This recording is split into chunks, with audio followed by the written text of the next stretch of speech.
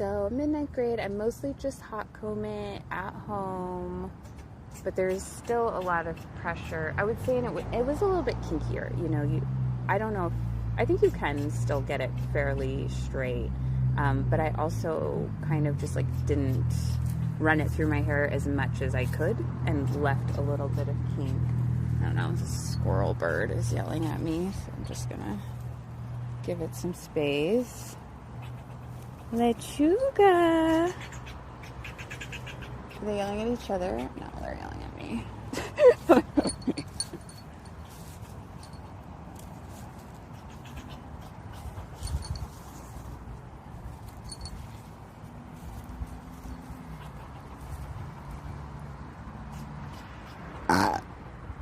Okay, so it's still yelling at me. You don't want a video of your home? No videos of your home? So get out of here. Okay. It's like literally following me around the tree. Okay. So just thinking about that, you know, I'm in someone's home. I'm not as wild as I would like to be. This squirrel's literally following me and yelling at me. Okay. Freaking make this video somewhere else. Okay. Right, that squirrel can let me know how they feel, and I will move. And now they have stopped chirping. It's so funny right when I say that. They're still in the tree looking at me. Oh my. I think I hurt their feelings or something. It's like literally at the edge of the branch, just like in my direction. Get out of here. Okay, perfect. So I didn't know the root of why I was doing anything to my hair, not being just like letting my natural hair flow like I did when I was younger, letting my natural hair out. So I was hiding my natural hair. I didn't know why, but I was searching for ways to make it a more enjoyable experience, making assimilation more enjoyable for myself. So then I did go to college, and in like my late teens, early 20s, I was still doing it, I would say. I remember being like in the dorm, straightening my hair. Oh, so at this point, my hair is starting to break off so much. It's still breaking off. Even with the hot comb, it's I would say it's like a residual, right? I never like did something to tend to the fact that my hair is breaking off and in poor health. I just kind of switched to something else that also harms my hair, but a little bit less. So maybe also the amount of hair loss started like a little bit reducing, but it was still there. There's a little mouse. Wow, this is sweet. So we want to be yellow jacket. So it still was falling out. I remember in my late teens, early 20s, the patch behind, like, kind of in the middle, a little bit front of the middle, but not the front, all had fallen out, like a whole strip. And I was actually straightening the top, or the front piece of my hair, if you think of like bangs, and then like flipping it back over my bald spot to make kind of like, what's it called? Like a toupee, or just like cover it up.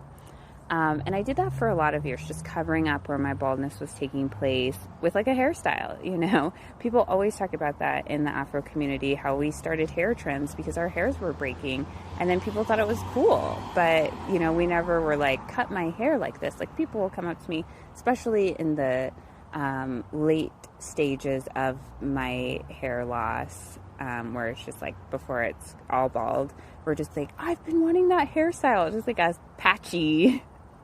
very patchy hair thing where I just really have like 2 or 3 tufts of hair some places, because I also had to just love what my hair was going through. You know, my hair was just upset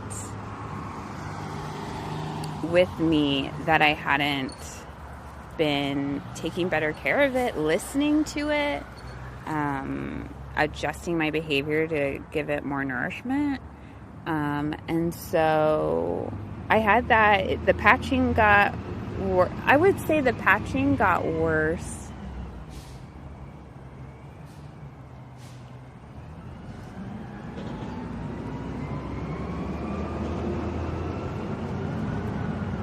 The patching got worse as, I guess my neuroses and my mental health were going down. Like I was saying too, my relationship with my hair was souring, and my hair is just like frustrated with me. You don't listen, right? I'm okay. Okay, it's little. I think that's the mouse. It's probably waiting, pretending it was dead. I'm like, ooh. And,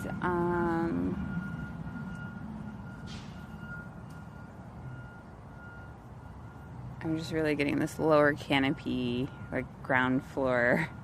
All these little critters moving around are catching my attention. So my hair's coming out because of chemicals and heat, and I think internalized self-hatred. I never really questioned anything. I never really advocated for my hair and what my hair was saying it wanted. And that started to take a toll on my hair, so it's falling out for all those reasons. But then I also have a nervous scratching based in trauma, and like asserting agency really makes me scratchy.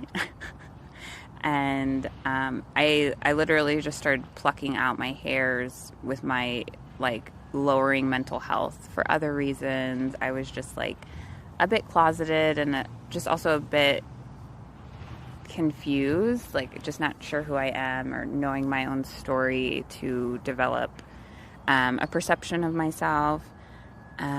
So that was happening. I plucked out all my hair, and that's how I'm bald right now, is I pulled out my hair, my eyebrows, my head hair, my eyelashes, my armpit hair. I think maybe my arm. I think I've always had very little and thin arm hair, but I probably pulled out some of it. My hoo-ha, pulled out all that hair. And I'm slowly growing it back and rebuilding my relationship with my hair. But that is how we kind of came to this journey. And of course I started to learn that I am hiding my natural hair texture because of colonialism, Eurocentric ideals, that I don't believe in. It was just kind of forced upon me by my relatives as like, this is just what we do, this is how we behave, almost a cultural thing. Because I feel like things in culture are kind of just presented like that. This is just what we do. And I feel I assimilated in that because I did not know our actual story, what was actually going on, and my role, and just how I was navigating a world, how I was... If that makes any sense. I don't know if that makes any sense.